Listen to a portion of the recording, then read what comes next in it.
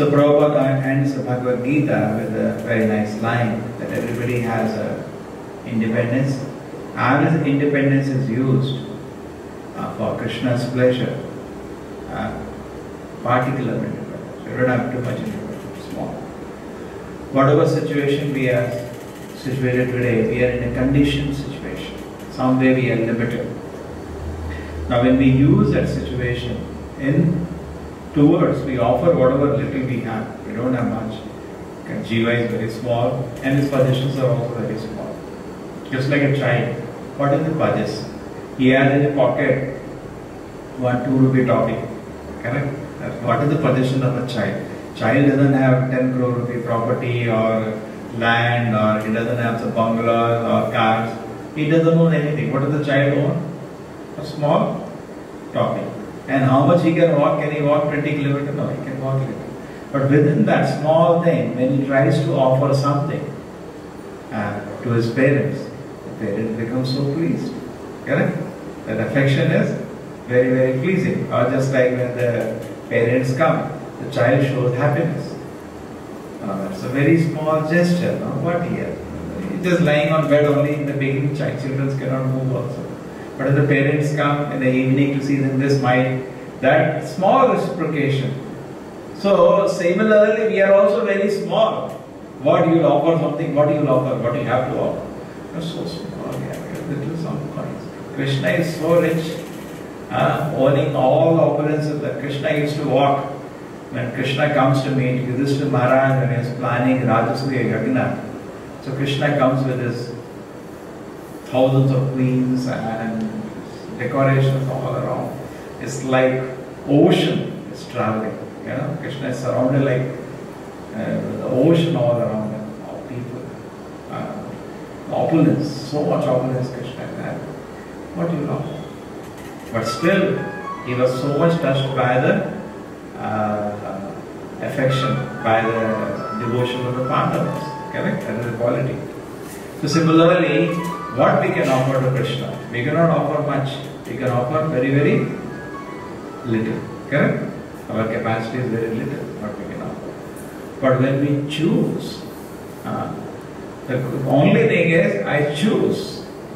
Whatever little I have, if I just choose, the object is not so much of interest to Krishna. Just like a child giving one toffee, that toffee is not of interest to father. He can buy hundreds of toffees. What interest the child is choosing, correct, to offer some affection. And then Krishna becomes purchased by that small. He is such a great personality, so great in every respect. All opulences belong to him.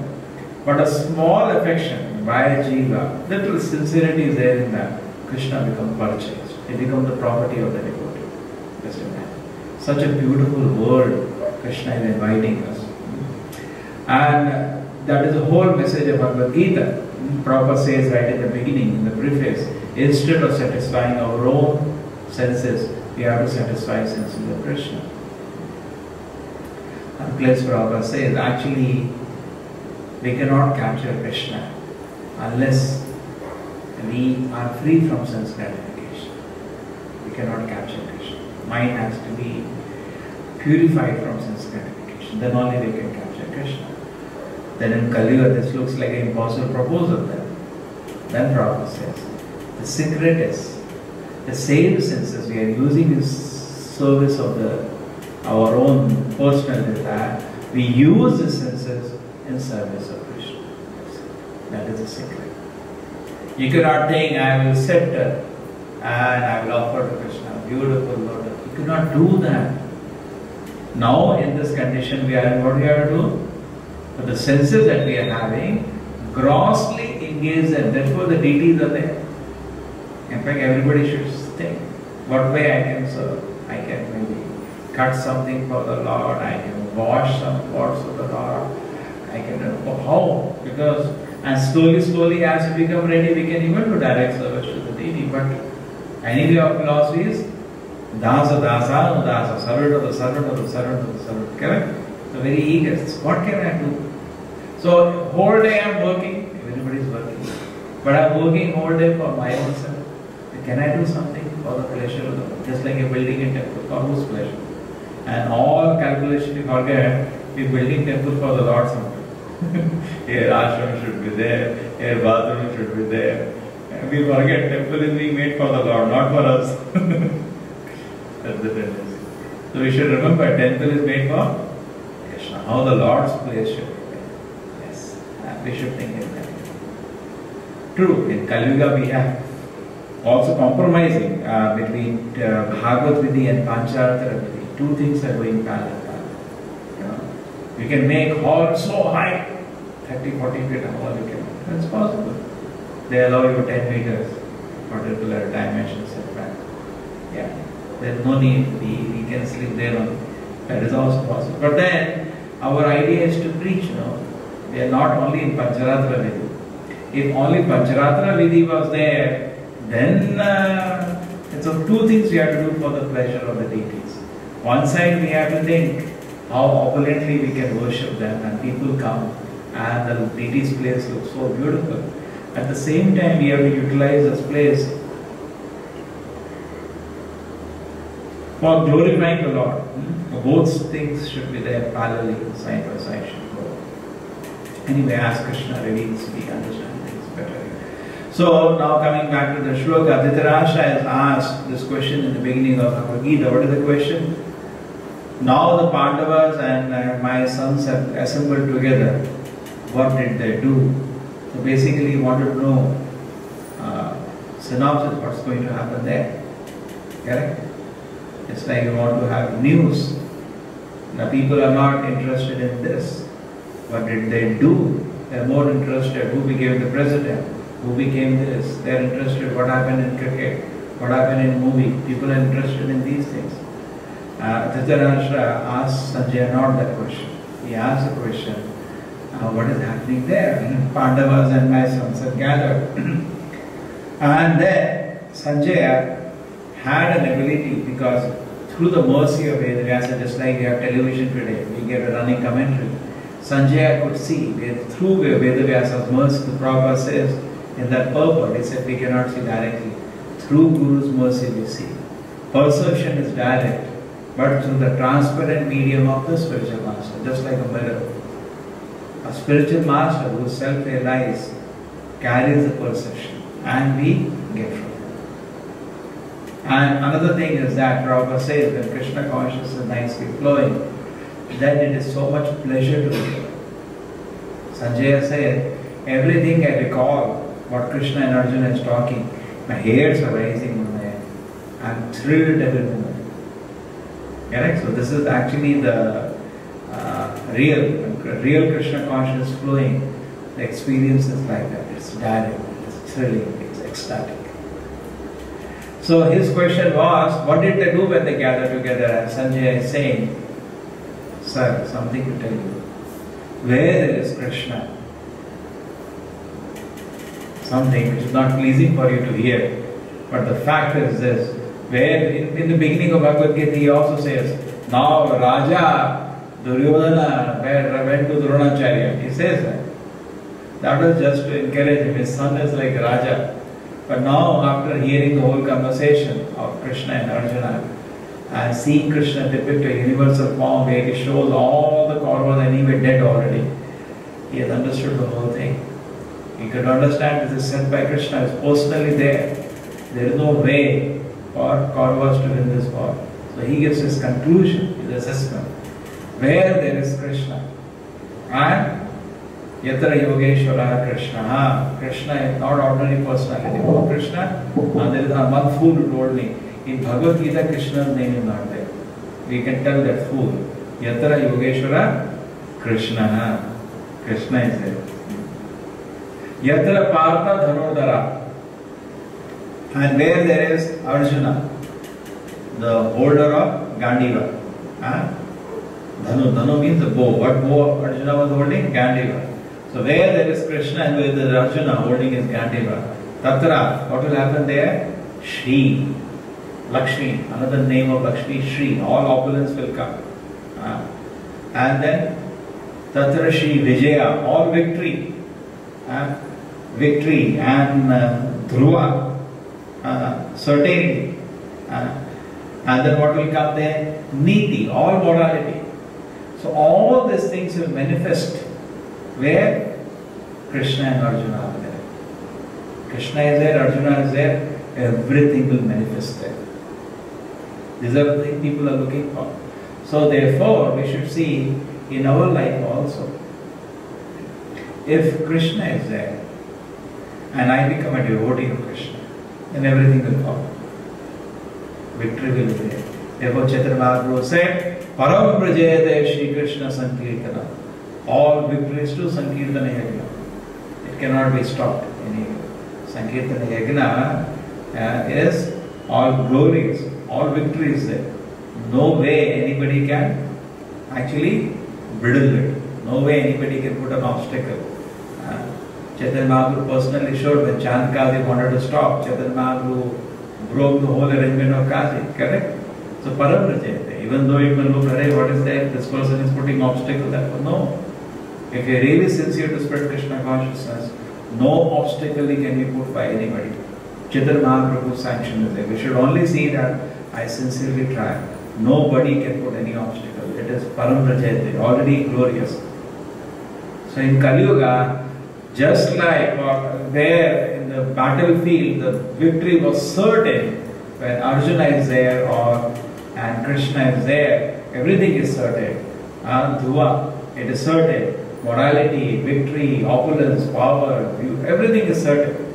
All auspiciousness is there when Krishna is taken aside and Arjuna is their great devotee. So similarly, today also, if it's sincerely, today we cannot, Chaitanya Mahaprabhu has not asked us to take weapons and go to fight. No. His process is different. What is his process? Sankirtana Yagna. He is telling you, take up the Sankirtana Yagna, sincerity and proceed. All victory is waiting for you. Correct? We should have full confidence in this. Victory means first thing my own consciousness. I will be able to break. We should first thing we also feel. Nahi ho sakta, nahi ho sakta, bahut mushkil. I cannot rise above the three modes. Correct? Don't worry. You will rise above, you will break through this whole thing. And not only this, whatever you plan for preaching Krishna consciousness, you will go through all the obstacles. Material world means only obstacles. And spiritual world means no obstacle. In the spiritual world, if you plan, I want to offer Krishna million rasgullas, all so tasty, gulab jamun, cooked in ghee. There is no obstacle. There is no limitation. In the material world, limitation is. And that limitation is actually, why is Krishna giving limitation to servant? It's not a limitation. It's only test of our sincerity. Obstacles are only testing our sincerity. That's all. Whenever we see an obstacle, you want to spread Krishna consciousness, obstacle is come. It is just a test of our sincerity. It is just exercise for us. Correct? Suppose you want to lift 100, you cannot lift 100 kilos suddenly. So what do? You lift 5 kilos, 10 kilos. Similarly, at the time of death, we have to completely be on samadhi on Krishna. So in life, so many difficulties come. They are welcome. Difficulties are not unwelcome. They are welcome. Let the difficulties come. These difficulties, when they come, I get an opportunity to depend on Krishna. Because that's how we are. Just like I give that example many times. Death is welcome. All the inconveniences are actually triggers to remember Krishna. When you think like that, you become full of fearlessness. No fear now. Any obstacle comes, that opportunity, trigger for me to remember Krishna. Take it. Do whatever you can do, but you are not in control. Never think you are in control. Then you cannot handle when obstacle comes. I am not in control. Let the obstacle, if it comes, it only trigger. Just like you are a good student, you like exams. So great devotees, like Queen Kunti, what she says, let the obstacles come. They like exams. Why? Because whenever exam comes, she starts thinking of Krishna. And when you think of Krishna, what happens? You don't see the material world again. Apuna bhava darshana. You go back to this. Bhavato darshana. If I see you, my Lord, I don't have to see river again. So this is proper here in the purport here. Summarizes the whole Bhagavad Gita. We can see Acharya's kindness. Once more, he is explaining the whole Bhagavad. Nobody is asking him. Again, in summary, he is putting the whole Gita message there. Correct? Just see one page, he summarized the whole Bhagavad Gita. How soul, Paramatma, and the Lord are the three features, three secrets which are revealed in the Bhagavad Gita, confidential truths which are revealed in the Bhagavad Gita. We are a jiva, we are a conditioned soul, and if we use a free will, small free will, to serve Krishna, our perfectness of life is coming. And Arjuna also, after hearing the whole Bhagavad Gita, when Krishna asked him, have you understood? And what does Arjuna say? Arjuna says, yes, Krishna. And what is the last instruction of Krishna in Bhagavad Gita? Sarvadharman parityajya mamekam sharanam vrajya. Forget everything. Just obey Krishna. You know, sometimes people say, we tell Bhagavad Gita, say this. There are so many crazy people. They say, that Swami says this Ananda says this Paramahamsa says this. Arey, get to hell, Anandas, Paramahamsa, Swamis. What Krishna says is important. Which is more important? Prabhupada used to ask sometimes. In India, there is a problem. You tell the Bhagavad Gita says is do this.